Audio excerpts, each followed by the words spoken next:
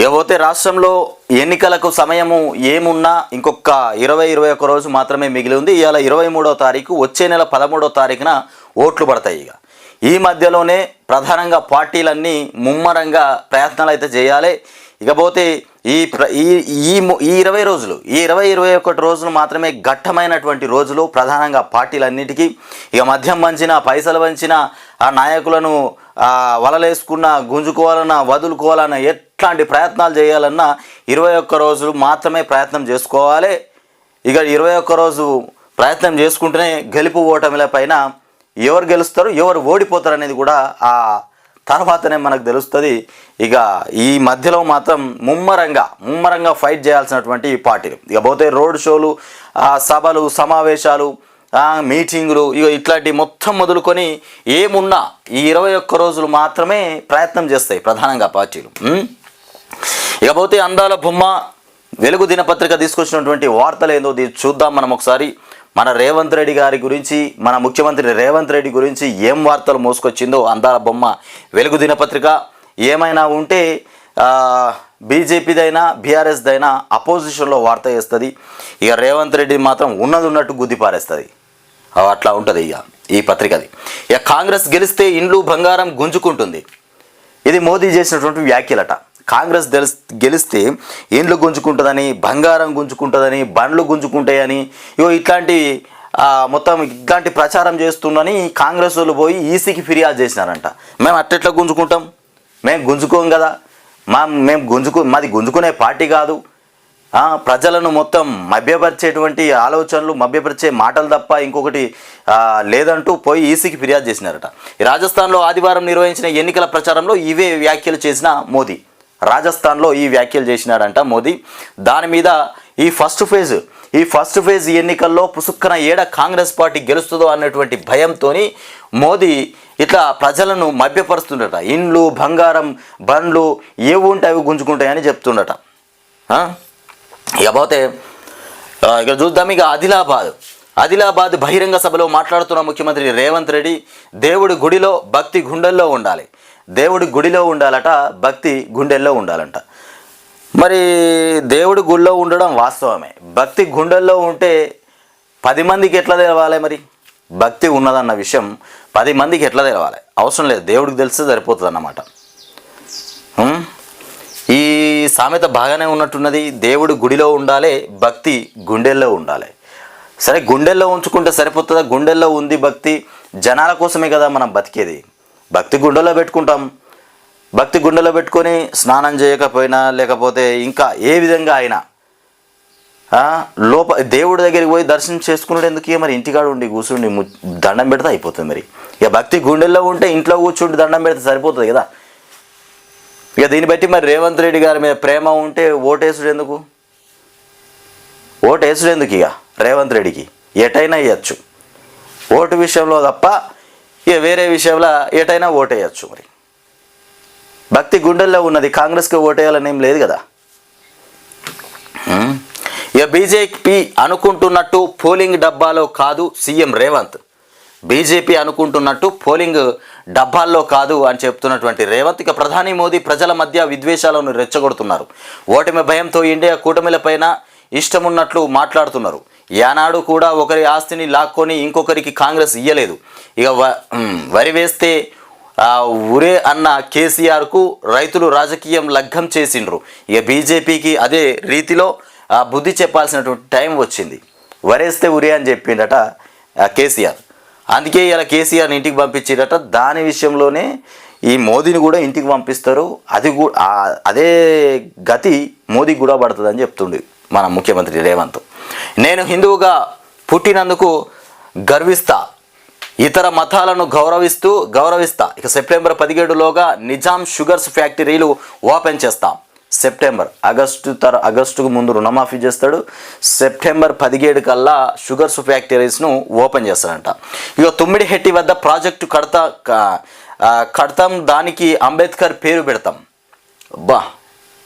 తుమ్మిడిహెట్టి దగ్గర ప్రాజెక్టు కడతాడంట, దానికి అంబేద్కర్ పేరు పెడతాడట.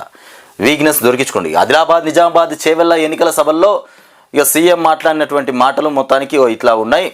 ఇకపోతే హైదరాబాద్ చుట్టూ రియల్ రియల్ జోరు అంటూ 4 నెలలుగా ప్లాట్లు ఇకపోతే ఫ్లాట్లు ఇండ్ల అమ్మకాల్లో దూకుడు హైదరాబాద్ చుట్టూ 4 నెలలుగా అంటే కాంగ్రెస్ ప్రభుత్వం వచ్చిన తర్వాతనే ఇక బీఆర్ఎస్ ఓఆర్ఆర్ RRR నడుమ ఇండస్ట్రియల్ ఇక ఎకానమిక్ కారిడార్ల ఏర్పాటుకు రోడ్ మ్యాప్ ఇక మెట్రో విస్తరణ ఎలివేటెడ్ కారిడార్లు ఇక మూసి ప్రక్షాళన ఇక పనులతోని ఇక పాజిటివ్ వేవ్స్ కూడా వస్తున్నాయట. ఇక డిసెంబర్ నుంచి దూసుకెళ్తున్నటువంటి డిసెంబర్ నుంచి రియల్ ఎస్టేట్ దూసుకుపోతుందట. దానిలో బీఆర్ఎస్ ప్రభుత్వంలో ఉన్నప్పుడే ఈ రియల్ ఎస్టేట్ బ్రహ్మాండంగా జరిగింది. ఓఆర్ఆర్ మొత్తం చుట్టుపక్కల మొత్తం ఈ జరిగిందనే మాటలు వినబడ్డాయి. మరి ఇవాళ మళ్ళీ డిసెంబర్ నుండి బ్రహ్మాండంగా జరుగుతుందంటురే. ఫిబ్రవరిలో 920 కోట్ల రికార్డు ఆదాయం. ఇకపోతే అనారక్ నైట్ ఫ్రాంక్ ఇక రిపోర్టుల్లో సూటినే టాప్. రిపోర్టుల్లోనూ సిటీనే టాప్. ఇక అనారక్ నైట్ ఫ్రాంక్ రిపోర్టుల్లోనూ సిటీనే టాప్లో ఉందంట. అత్యంత వేగంగా అభివృద్ధి చెందుతున్న సిటీల్లో నగరానికి 4వ స్థానం ఉంది. హైదరాబాద్ నగరానికి అభివృద్ధి చెందుతున్నటువంటి నగరాలలో హైదరాబాద్కి 4వ స్థానంలో ఉందంట హైదరాబాద్. ఓకే కదా. ఇకపోతే కరీంనగర్లో మంత్రి పొన్నంతో కలిసి నామినేషన్ వేస్తున్న వెలిచాల రాజేందర్ రావు. ఇకపోతే కరీంనగర్ కాంగ్రెస్ అభ్యర్థిగా కరీంనగర్ నుండి వెలిచాల అట్టహాసంగా నామినేషన్ వేసిన రాజేందర్ రావు తోడు వెళ్ళిన మంత్రి పొన్నం, 3 ఎమ్మెల్యేలు. ఇక అలిగిరెడ్డి వర్గీయాల్లో అయోమయం. కరీంనగర్లో ఇక రసవత్తరంగా కాంగ్రెస్ రాజకీయం జరగబోతోందట. ఇకపోతే కర్ణాటక చేరినటువంటి ఖమ్మం పంచాయతీ. ఈ ఖమ్మం పంచాయతీ మొత్తం మీద కర్ణాటక వరకు చేరిందట. ఏది మన కాంగ్రెస్లో ముదిరిపోయిన పంచాయతీ ఏం ముదిరిపోయింది? కర్ణాటక చేరిన ఖమ్మం పంచాయతీ.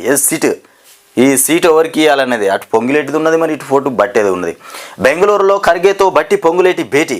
అక్కడి నుంచి తుమ్మలకు మొత్తానికి ఫోన్. ఏకాభిప్రాయం తెచ్చేందుకు ఇక AICC కసరత్తు చేసిందట. మొత్తానికి ఈ కర్ణాటక ఆ టికెట్ పంచాయతీ ఏదైతే ఉందో కర్ణాటక వరకు చేరిందట. ఇది ఖమ్మం పంచాయతీ, ఖమ్మం టికెట్ పంచాయతీ. ఇక 15 ఆగస్టులోపు రుణమాఫీ చేయకుంటే రాజీనామా చేస్తావా? ఇది సవాలు. 15 ఆగస్టులోపు రుణమాఫీ చేస్తానని చెప్పినావు. 9 పోయింది, ఇప్పుడు 15 ఆగస్టు పెట్టినావు 15 లోపు. మరి ఒకవేళ 15 లోపు చేయకపోతే మరి దానికి మాకేదో ఒకటి నమ్మడానికి ఒకటి ఉండాలి కదా. మరి రాజీనామా చేస్తావా రేవంత్ రెడ్డి? చెప్పు. ఇకపోతే సీఎం రేవంత్కు హరీష్ సవాల్. కాంగ్రెస్ గ్యారెంటీలే ఆ పార్టీకి భస్మాసుర హస్తం అవుతాయి. ఇక ఓట్ల కోసం రుణమాఫీ పేరిట నాటకాలు ఇక ఆడుతున్నారు. రేవంత్ రెడ్డి నోటికొచ్చినట్లు మాట్లాడుతున్నాడు. ఇప్పటికైనా సీఎం హోదాకు తగ్గట్టు మాట్లాడితే మంచిదని కూడా వ్యాఖ్య. ఒక హోదాలో ఉన్నట్టుగా మాట్లాడాలి రేవంత్ రెడ్డి. నీ ఇష్టం ఉన్నట్టుగా మాట్లాడడం, నీ ఇష్టం ఉన్నట్టుగా వ్యవహరించడం కరెక్ట్ కాదు. ఒక సీఎం హోదాలో ఉన్నావు, నువ్వు సీఎం అన్న విషయాన్ని మర్చిపోయి అనవసరంగా మాటలు విడిచిపెడుతున్నావని చెప్తున్నటువంటి విషయం ఇక్కడ. ఇకపోతే కవిత నిజాలు చెప్తలే. విషయం ఏమున్నది? సీఎం హోదాలో ఉండి నువ్వు మాట్లాడాల్సినటువంటి మాటలే కావు. లాగుల తొండలు తొడిగిస్తాం, ఉరికి పిచ్చి కొడతాం, పేగులు మెడలేసుకు ఏం మాటలు మాట్లాడుతున్నావా రేవంత్ రెడ్డి? ముఖ్యమంత్రి హోదాలో ఉండి మాట్లాడాల్సినటువంటి మాటలే కావు అవి. కవిత నిజాలు చెప్తలే. ఆమెకు బెయిల్ ఇవ్వద్దు, ఇస్తే సాక్షులను ప్రభావితం చేస్తారు. కోర్టు దృష్టికి తెచ్చినటువంటి CBI. ఇక తీర్పు మేరకు 2కు రిజర్వ్ అట. ఈడీ కేసులోనూ కొనసాగిన వాదనలు. కవితను ఇక టెర్రరిస్టుగా ట్రీట్ చేస్తున్నారన్నటువంటి ఆమె తరపు అడ్వకేట్. కావాలనే ఫోన్లను ఆమె ఫార్మాట్ చేశారన్న ఈడీ. ఇక కవిత నిజాలు చెప్తలేదట. ఇక వీళ్ళు చెప్తున్నారు. పంట రుణాల వివరాలు ఇవ్వండి, బ్యాంకులను కోరిన రాష్ట్ర సర్కార్. పంట రుణాల వివరాలు ఇవ్వండి, బ్యాంకులను కోరిన రాష్ట్ర సర్కార్. రుణమాఫీకి డిసెంబర్ 7 కటఫ్గా ఉంచాలని సూత్రప్రాయ నిర్ణయం. ఇక క్రాప్ లోన్లు మొత్తం ప్రభుత్వమే ఇక టేక్ ఓవర్ చేసేలా ప్రణాళిక. క్రాప్ లోన్లు మొత్తం ప్రభుత్వమే టేక్ ఓవర్ చేసేలా ప్రణాళిక చేస్తున్నారంట. ఇక పంట రుణాల వివరాలు ఇవ్వాలని బ్యాంకర్లను రాష్ట్ర ప్రభుత్వం కోరింది. ఎంతమంది రైతుల పంట రుణాలు తీసుకున్నారు, ఎంత మొత్తంలో తీసుకున్నారు, ఇక అనే వివరాలను కూడా ఇవ్వాలని సూచించింది. ఇక 15 ఆగస్టు లోపు 2 లక్షల రుణమాఫీ రైతులు మాఫీ చేస్తామని రైతుల రుణాలు మాఫీ చేస్తామని సీఎం రేవంత్ రెడ్డి ఇప్పటికే ప్రకటించారు. ఇకపోతే ఇందులో భాగంగా పంట రుణాల వివరాలను స్టేట్ లెవెల్ బ్యాంకర్ల కమిటీ సాయంతో బ్యాంకుల నుంచి ప్రభుత్వం తెప్పించుకుంటుంది. డిసెంబర్ 7న కట్-ఆఫ్ తేదీగా పెట్టుకుని ఎన్ని పంట రుణాలు ఉన్నాయో లెక్క తేల్చాలని కూడా నిర్ణయించింది. జూన్లో గైడ్లైన్స్ పంట రుణాల మాఫీకి సంబంధించినటువంటి కట్-ఆఫ్ తేదీని కాంగ్రెస్ మొత్తానికి అధికారం చేపట్టినటువంటి రోజు 2023 డిసెంబర్ 7ను తీసుకోవాలని కూడా ప్రాథమికంగా నిర్ణయించింది. ఇది కాదంటే ఎన్నికల ఫలితాలు వచ్చినటువంటి రోజు డిసెంబర్ 3ను తీసుకోవాలని అనుకుంటున్నది. పంట రుణాల వివరాలను ఎస్ఎల్బీసీ నుంచి తీసుకున్నటువంటి తర్వాత జూన్లోనే రుణమాఫీకి సంబంధించిన మార్గదర్శకాలు ఇవ్వాలని కూడా ప్రభుత్వం భావిస్తున్నది. ఇకపోతే జూలై చివరి వారంలో మాఫీ ప్రక్రియను మొదలుపెట్టి ఆగస్టు 15వ తేదీ కల్లా పూర్తి చేసే విధంగా ప్లాన్ చేస్తున్నదనేటువంటి అంశం అయితే మనం చూస్తున్నాం. మొత్తానికి కాంగ్రెస్ పార్టీ రుణమాఫీ చేస్తానని చెప్పింది కదా. అధికారం చేపట్టిన రోజు డిసెంబర్ 7ను తీసుకోవాలని ప్రాథమికంగా నిర్ణయించింది. డిసెంబర్ 7వ తారీఖు నుండి అంటే అప్పటి నుండి రుణాలు తీసుకున్న వాళ్ళవా? అప్పటి నుండి రుణాలు తీసుకున్న వాళ్ళకే మాఫీ చేస్తామనా, లేకపోతే ఏంది డిసెంబర్ 7వ తారీఖు నుండి లేకపోతే డిసెంబర్ 3వ తారీఖు నుండి తీసుకోవాలని అనుకుంటున్నది. రేపటి నుంచి స్కూళ్లకు సమ్మర్ హాలిడేస్. రేపటి నుండి స్కూళ్లకు సమ్మర్ హాలిడేస్ ఇది మన అందాల బొమ్మ వెలుగు దినపత్రిక మోసుకొచ్చినటువంటి వార్తలు. ఇకపోతే అమెరికా జనాభాలో మనోళ్ళు 28 లక్షల మంది ఉన్నారట. అమెరికాలో మనోళ్ళ సంఖ్య పెరుగుతోంది. అమెరికా జనాభాలో 28,31,330 మంది ఇండియన్ అమెరికన్లు ఉన్నారని 2023 గణాంకాలు వెల్లడించాయి. 1,06,00,000 మందితో మొదటి స్థానంలో మెక్సికన్లు ఉన్నారు. 1,06,00,000 మందితో మొదటి స్థానంలో మెక్సికన్లు ఉన్నారంట అమెరికాలో. హైదరాబాద్లో లగ్జరీ ఇండ్లకు ఫుల్ గిరాకీ ఉందట. హైదరాబాద్ రియల్ ఎస్టేట్ మార్కెట్లో లగ్జరీ ఇండ్లకు డిమాండ్ పెరుగుతోంది. ఈ ఏడాది మార్చిలో 4,039 కోట్ల విలువైనటువంటి 6,416 ఇండ్ల రిజిస్ట్రేషన్ జరిగిందని నైట్ ఫ్రాంక్ ఇండియా సంస్థ పేర్కొన్నది. మొత్తానికి హైదరాబాద్లో లగ్జరీ ఇండ్లకు ఫుల్ గిరాకీ ఉందట. లగ్జరీ ఇండ్లు ఏవైతే ఉన్నాయో వాటికి ఫుల్ గిరాకీ ఉంది హైదరాబాద్లో. ఇకపోతే మన అందాల బొమ్మ వెలుగు దినపత్రిక మోసుకొచ్చినటువంటి వార్తలు ఇప్పుడు మనం చూసుకున్నవి. ఇకపోతే వెంకయ్యకు పద్మభూషణ్ వేదిక దిగి వచ్చి పురస్కారం అందించిన రాష్ట్రపతి ముర్ము. తెలంగాణ కళాకారులు గడ్డం సమ్మన్న, దాసరి కొండప్ప, సోమ్లాల్ నాయకులకు పద్మశ్రీ 132 మందిలో 67 మందికి పురస్కారాలు అందజేత. మోదీ కూడా ఉన్నారు కదా, మొత్తం మీద పద్మశ్రీ అవార్డు ఇచ్చిండ్రంట. 25,000 మంది టీచర్లు ఇంటికే 25,000 మంది టీచర్లు ఇంటికి పోవాలట. మరి ఎందుకో? 8 ఏళ్లుగా తీసుకున్న జీతాలు 4 వారాల్లో వడ్డీతో సహా చెల్లించాల్సింది. ఏమైందిరో బాబోయ్. బెంగాల్లో 2016 ఉపాధ్యాయ నియామకాలపైన కసరత్తు. కలకత్తా హైకోర్టు తీర్పు. 15 రోజుల్లాగా నియామక ప్రక్రియ చేపట్టాలని బెంగాల్ సర్కారుకు ఆదేశం. దర్యాప్తు కొనసాగించి 3 నెలల్లో నివేదిక ఇవ్వాలని కూడా సిబిఐకి సూచన చేసింది. 25,000 మంది టీచర్లు ఇంటికే పోతారట. ఈ 4 నెలల్లో తీసుకున్నటువంటి ఆ పైసలు ఏవైతే ఉన్నాయో వారాల్లో వడ్డీతో సహా చెల్లించాల్సిందేనట. బెంగాల్లో 2016 ఉపాధ్యాయ నియామకాలపైన కలకత్తా హైకోర్టు తీర్పునిచ్చేసింది. పశ్చిమ బెంగాల్లో జరిగిన ఉపాధ్యాయ నియామకాల కుంభకోణం కేసులో కలకత్తా హైకోర్టు సోమవారం సంచలన నిర్ణయం ఇచ్చింది. ఏదో కుంభకోణం జరిగిందట. ఏం కుంభకోణం జరిగిందో మరి. మమతా సర్కారు రాష్ట్ర స్థాయి ఎంపిక పరీక్ష SLST ద్వారా 2016లో జరిగిన బోధనేతర సిబ్బంది నియామకాలను రద్దు చేసింది. ఈ తీర్పుతో 25,753 మంది ఉద్యోగాలను కోల్పోయారు. వారి నియామక ప్రక్రియ చెల్లదని కూడా జస్టిస్ దెబాంగ్సు బసక్, జస్టిస్ మహమ్మద్ షబ్బర్ రషీదీతో రషీదీతో కూడినటువంటి డివిజన్ బెంచ్ తేల్చి చెప్పింది. అంతేకాదు అక్రమంగా ఉద్యోగాలు పొందిన వారంతా కూడా గత 8 ఏళ్లుగా తాము తీసుకున్నటువంటి జీతాలను వడ్డీతో సహా 4 వారాల్లో తిరిగి చెల్లించాలని ఇక తీర్పులో పేర్కొంది. వసూలు బాధ్యతలను ఆయా జిల్లాల కలెక్టర్లకు అప్పగించింది. అలాగే ఖాళీ అయిన ఉద్యోగాల భర్తీకి 15 రోజుల్లోగా కొత్తగా నియామక ప్రక్రియ చేపట్టాలని కూడా రాష్ట్ర స్కూలు సర్వీస్ కమిషన్ను ఆదేశించింది. 25,000 మంది అక్రమంగా చొరబడ్డారట ఉద్యోగాలలో. 8 ఏళ్లుగా కొనసాగుతున్నటువంటి వ్యవహారం 4 వారాల్లో వడ్డీతో సహా చెల్లించాల్సిందే. వాళ్ళు తీసుకున్న జీతాలకు వడ్డీతో సహా 8 ఏళ్ల నుండి చేస్తున్నారు కదా. 8 ఏళ్ల నుండి చేస్తున్నటువంటి పని మొత్తానికి డబ్బులు ఆ వడ్డీ మొత్తం టోటల్ కట్టాలట. అక్కడ ఉన్న కోర్టు తీర్పునిచ్చేసింది. ఇక హైకోర్టు ఇక సుప్రీంకోర్టు సవాల్ చేస్తాం, ఇక బాధితులకు అండగా ఉంటాం. బీజేపీ నేతల తీర్పుల్ని ప్రభావితం చేస్తున్నారు మమత. ఇక బీజేపీ ఖాతాలో సూరత్, ఏకగ్రీవంగా ఆ పార్టీ అభ్యర్థి ఎన్నిక, కాంగ్రెస్ అభ్యర్థి నామినేషన్ తిరస్కరణ, ప్రతిపాదించిన వారి సంతకాలు ఇక నకిలీవని రిటర్నింగ్ అధికారి ప్రకటన. ఇవే కారణాలతో కాంగ్రెస్ ప్రత్యామ్నాయ అభ్యర్థి నామినేషన్ను తిరస్కరణ. ఇకపోతే బరిలో మరో 8 మంది ఉపసంహరణ.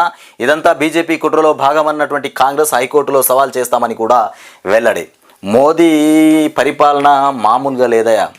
ఈడీ, ఐటీ, పోతే సిబిఐ ఇట్లాంటి దాడులతోని మొత్తం మీద ముందుకు పోతున్నటువంటి మాటలైతే మనం వింటూనే ఉన్నాం.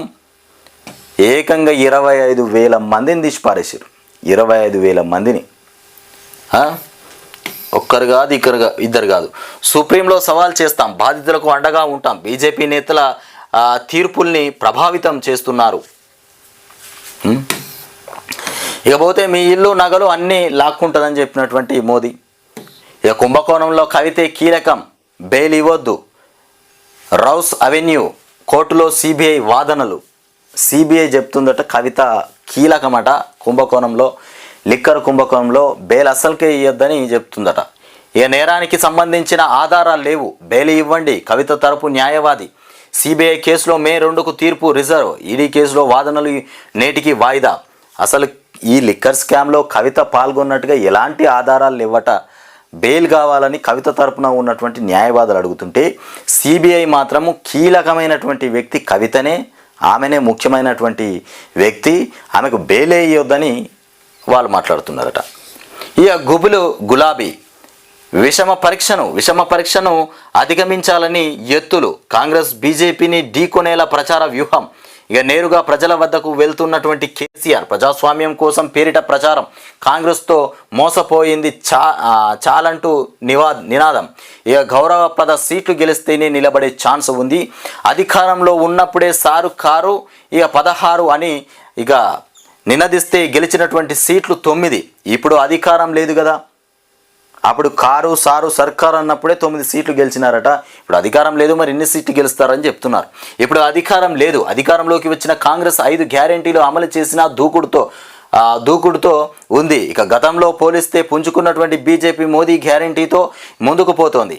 ఇక మరోవైపు పార్టీ నాయకులు కారు దిగొస్తున్నారు. ఇక టికెట్ ఇచ్చినటువంటి తర్వాత కూడా తూచు అంటూ అభ్యర్థులు జంపు చేస్తున్నారు. ఇక లోక్సభ ఎన్నికల్లో సత్తా చాటకపోతే ఉన్న ఎమ్మెల్యేలను ఇక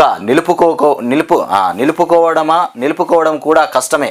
దశాబ్ద కాలం పాటు తెలంగాణలో ఏక చరిత్ర ఆధిపత్యంగా హవా నడిపించినటువంటి భారత రాష్ట్ర సమితి ఇక ఎదురైనటువంటి విపక్ష పరీక్ష ఇది ఆంధ్రజ్యోతిలో కూడా కథనాలు కొంచెం రివర్స్లోనే వస్తాయి. కేసీఆర్కు ఆంధ్రజ్యోతిలో కూడా రివర్స్లోనే వస్తాయి. మనం కూడా మొన్ననే చూసిన వార్త. బీజేపీ అభ్యర్థి మాధవి లతను ఇక ఆలింగనం చేసుకున్న ఏఎస్ఐ. సోషల్ మీడియాలో వీడియో వైరల్. ఇక ఏఎస్ఐ ఉమాదేవిని సస్పెండ్ చేసిన సిపి. అమ్మ ఆలింగనం చేసుకున్న బీజేపీ అభ్యర్థి మాధవి లతను ఆలింగనం చేసుకున్నదట ఏఎస్ఐ. ఇంత సస్పెండ్ చేసి పారేసిరట. ఇంట్లో చేసుకుంటే అయిపోగా ఆలింగనం. రేపు ఇంటర్ ఫలితాలు. ఇక ఎంతకు తగ్గని ఎండలు. నల్గొండ జిల్లా టిక్యా తండాలో 45 డిగ్రీలు. ఇక వానలు పడుతున్న అధికంగానే ఉష్ణోగ్రతలు. నేడు రేపు తేలికపాటి వానలు. నిజామాబాదు నల్గొండలో వర్షాలతో కూడినటువంటి మొత్తానికి వర్షాలతో తడిసినటువంటి ధాన్యం. ఏది మన నిజామాబాద్ నల్గొండలో వర్షాలతో తడిసిపోయినటువంటి ధాన్యం. తెలంగాణలో అవినీతి సర్కార్ ఇక పేదల సంక్షేమాన్ని పూర్తిగా విస్మరించారు. 10 ఏళ్ళు దోచుకున్న బీఆర్ఎస్ ఇక పనైపోయింది. ఇండియా కూటమిలో పదవుల కోసం కుస్తీ. రాహుల్ ఎన్నటికీ ప్రధాని మంత్రి కాలేరు. ఇదెవరిదయ్యా మాట? ఇక కొండ బీబీ పాటిల్ నామినేషన్లకు హాజరు. కేంద్ర మంత్రి పీయూష్ గోయల్ మాట్లాడుతుండట. ఈ బీజేపీ వాళ్ళు ఏమో కాంగ్రెస్ మీద కేసీఆర్ మీద పడతారు. ఆ బీఆర్ఎస్లో ఏమో ఇటు పోతే మన కాంగ్రెస్ మీద బీజేపీ వాళ్ళు ఏమో కాంగ్రెస్ బీఆర్ఎస్ మీద ఒకరి మీద ఒకరు చాడీలు చెప్పుకోవడమే తప్ప ఏం లేదు. ఇక రాజేంద్ర నగర్లో నామినేషన్ వేస్తున్న కొండ విశ్వేశ్వరరెడ్డి పక్కన గోయల్. కొండ ఆస్తులు 4,490 కోట్లంట. అప్పులు వచ్చేసి 13.83 కోట్లు. ఇక సొంత వాహనం మాత్రం లేదు. 5,705 కోట్లు. గుంటూరు లోక్సభ టీడీపీ అభ్యర్థి పెమ్మసాని ఆస్తులు ఇవి. ఇకపోతే దేశంలోని అధిక అభ్యర్థుల్లో ఒకరు. దేశంలోని ధనిక అభ్యర్థుల్లో తానొకరట. ఈ కాంగ్రెస్లో తేలని టికెట్ల పంచాయతీ.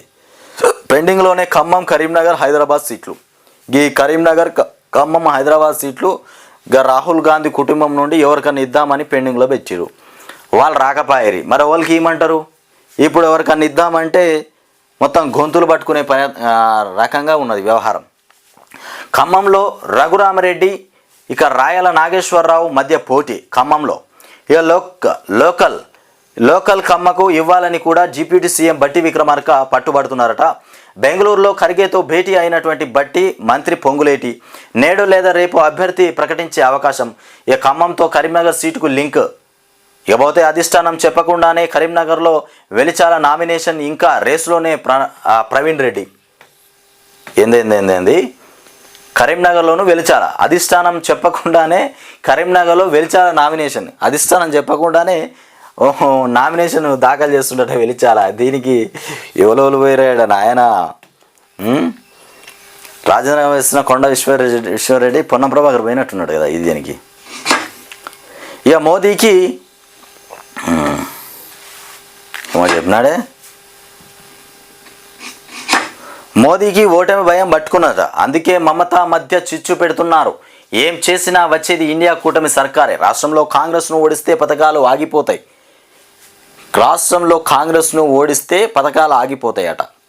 అంటే ఓట్లు వేయకపోతే మనకి ఇచ్చే 6 గ్యారెంటీలు అమలు కావన్నట్టే. ఇక అక్కడ మోదీ, ఇక్కడ కేసీఆర్ ఇద్దరు తోడు దొంగలే. 10 ఏళ్ళు వారిని చూశారు. ఇక కాంగ్రెస్ను దీవించండి. జీవన్ రెడ్డిని గెలిపిస్తే ఇక కేంద్ర మంత్రిని చేసే బాధ్యత నాది. పసుపు బోర్డు ఏర్పాటు జీవోలో నిజామాబాద్ పేరేది.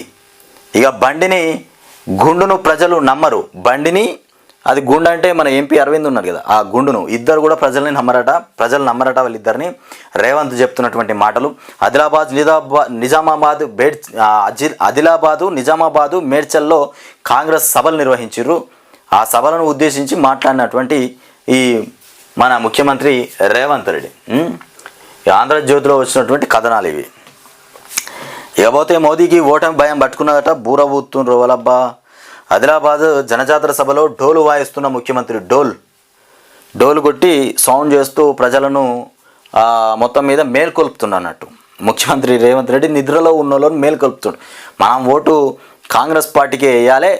ఇక మనం బీజేపీకి వేసినా బీఆర్ఎస్కి వేసినా మన బతుకులు నాశనం అయిపోతాయి. కాంగ్రెస్ పార్టీకే ఓటేయాలని మేల్కొల్పుతుండట.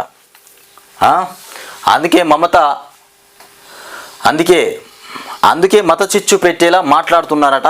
ఓ వర్గానికి ఆస్తులు పంచడం అంత తేలిక. ఇక ఆదిలాబాద్లో కాంగ్రెస్ అభ్యర్థి గెలవకపోతే పథకాలు ఆగిపోయే ప్రమాదం ఉంది అంటూ ఇక భాజపా కోసం కేసీఆర్ డమ్మీ అభ్యర్థులను నిలబెట్టారు. ఈ డమ్మీ అభ్యర్థులను నిలబెట్టింది ఎవరో తెలుసు. రేవంత్ రెడ్డి బీజేపీని గెలిపించాలని డమ్మీ అభ్యర్థులను నిలబెట్టిండు. ఇక భాజపా కోసం కేసీఆర్ డమ్మీ అభ్యర్థులను నిలబెట్టి నిజామాబాద్, ఆదిలాబాద్, ఇక అంతాయిపల్లి సభల్లో రేవంత్ రెడ్డి. ఇక సూరత్లో ఏకగ్రీవం. లోక్సభకు ఎన్నికైనటువంటి భాజపా అభ్యర్థి ముఖేష్ దలాల్ కాంగ్రెస్ అభ్యర్థి నామినేషన్ తిరస్కరణ. ఇక వైదొలిగినటువంటి మిగతా అభ్యర్థులు. సూరత్లో మొత్తం మీద ఏకగ్రీవం అయిపోయిందట. ఏది లోక్సభకు ఎన్నికైనటువంటి భాజపా అభ్యర్థి ముఖేష్ దలాల్, భాజపాకు సంబంధించిన అభ్యర్థి. ఇకపోతే ఏపీ సీఎం జగన్ కుటుంబ ఆస్తుల విలువ 757.65 కోట్లు. ఆయన ఒక్కరి ఆస్తే 529.87 కోట్లు. ఇక రియల్స్, జియో ఫైనాన్షియల్స్లో జగన్ భార్య కుమార్తె పెట్టుబడులు. ఇక ఆయనపై 26 కేసులు ఉన్నాయట. జగన్ మీద 26 కేసులు ఉన్నాయి. కుమార్తె పెట్టుబడులు ఆయనపై మొత్తం మీద 26 కేసులు ఉన్నాయి. బాగానే ఉన్నాయి. ఇక చేవెళ్ళ భాజపా ఎంపీ అభ్యర్థి కొండ విశ్వేశ్వరరెడ్డి కుటుంబ ఆస్తులు వచ్చేసి 4,568 కోట్లు. గుంటూరు తెదేపా పోతే ఎంపీ అభ్యర్థి ఇక పెమ్మసాని కుటుంబ ఆస్తుల విలువ ఇక 5,705 కోట్లు ఉన్నాయట. మొత్తానికి 8 కేసులు ఎన్ని ఉన్నాయో మరి, కేసులు అయితే రాయాలి. ఇక వెంకయ్య నాయుడికి పద్మభూషణ్ ప్రదానం చేసినారు. ఇక మొత్తానికి ఇక శభాష్ గుకేష్ క్యాండిడేట్స్ టోర్నీ గెలిచినటువంటి పిన్న వయస్కుడిగా తెలుగు కుర్రాడి రికార్డు. చదరంగంలో కొత్త చరిత్ర. ఇక రుణమాఫీ చేయకపోతే రాజీనామాకు సీఎం సిద్ధమా? 30వ తరగతి ఫలితాలు 30వ తారీఖున 10వ తరగతి ఫలితాలు వెలువడనున్నాయి. రాష్ట్రంలో సీట్లన్నీ గెలుస్తాం, మోదీ మూడోసారి ప్రధాని గెలవడం ఖాయం. కేంద్ర మంత్రి పీయూష్ గోయల్ వ్యాఖ్యలు చేస్తున్నారు. ఇకపోతే సాగర్ టెయిల్ పాండ్ నుంచి నీటి తరలింపు అభ్యంతరకరం. సాగర్ టెయిల్ పాండ్ నుంచి నీటి తరలింపు అభ్యంతరకరం అంటూ ఇక ఆ నీటిని ఆంధ్రప్రదేశ్ ఖాతాలో చేర్చండి. కృష్ణా బోర్డు చైర్మన్కు తెలంగాణ నీటిపారుదల శాఖ కార్యదర్శి రాహుల్ బొజ్జా ఫిర్యాదు చేసినారు. మొత్తానికి ఇక ప్రతిష్టాత్మకంగా పక్కా వ్యూహం, క్రియాశీలకంగా ప్రత్యేక విభాగాలు, ఇక కీలకంగా వార్ రూమ్లు, లోక్సభ ఎన్నికల్లో గెలిపే లక్ష్యంగా ప్రధాన పార్టీలు కూడా కసరత్తు చేయబోతున్నాయట. ఇక ఖమ్మం పంచాయతీ మొత్తానికి బట్టి పొంగులేటితో విడివిడిగా సమావేశము, అధిష్టానంతో చర్చించి అభ్యర్థిని ప్రకటిస్తామన్న పార్టీ అధ్యక్షుడు.